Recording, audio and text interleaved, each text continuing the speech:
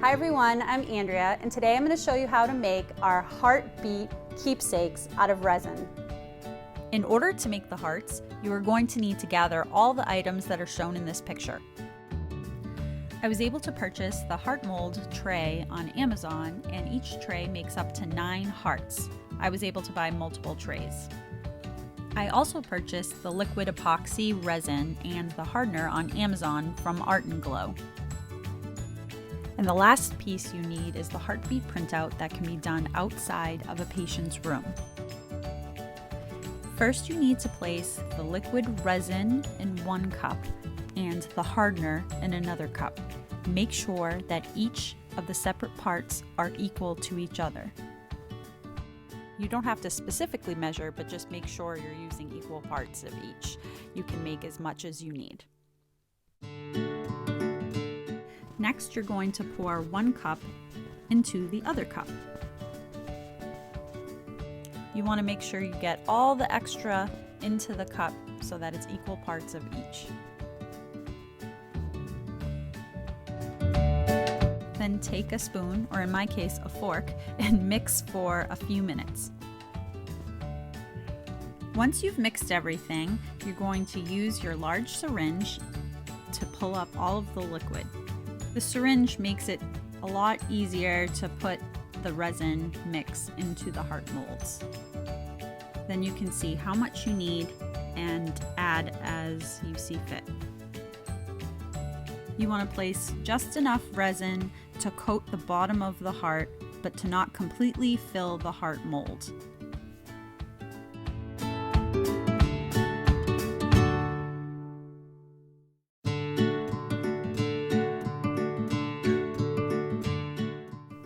After you place the resin inside the heart mold with just enough to coat the bottom but not completely cover the whole heart, you want to take a straw and try to blow away as many of the bubbles as you can from the liquid.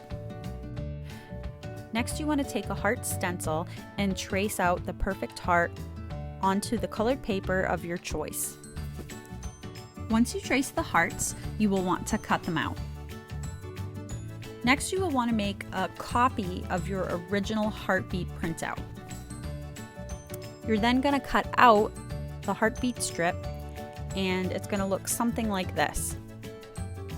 I found it helpful to use a glue stick in order to paste the heartbeat strip onto the heart. This way you can pick the location you want it and exactly what you want shown.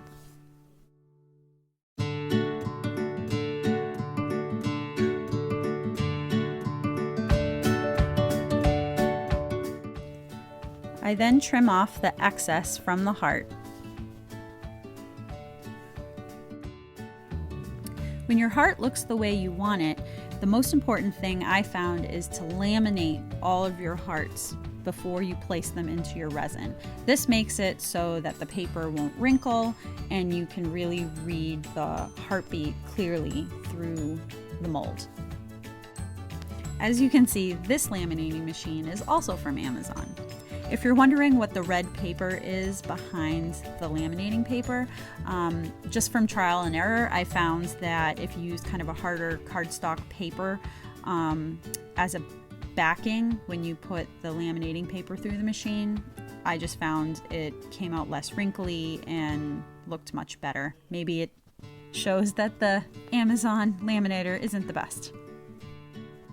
Then I cut out the hearts from the laminating paper. I just found that you really want to make sure that you leave a little bit of an edge around the heart. This way that the liquid resin won't seep into the paper and ruin your image. Then you want to take your laminated heart and place it face down into the liquid resin in the mold. You now want to push down on the heart so that the resin seeps around and encases the heart. I'm using the end of a straw now to just push it deeper into the liquid.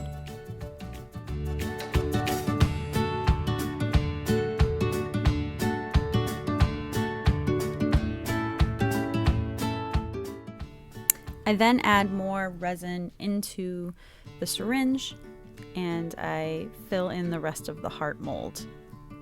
Try to make sure that you fill in enough of the resin so it goes a little bit over the top of the edge on the mold.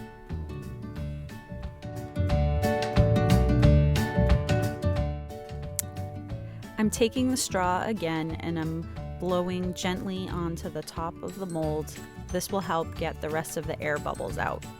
If there's any bigger air bubbles, you can actually use the tip of the straw. See how I cut it into a point? That has been able to help me pop some of the other bigger bubbles.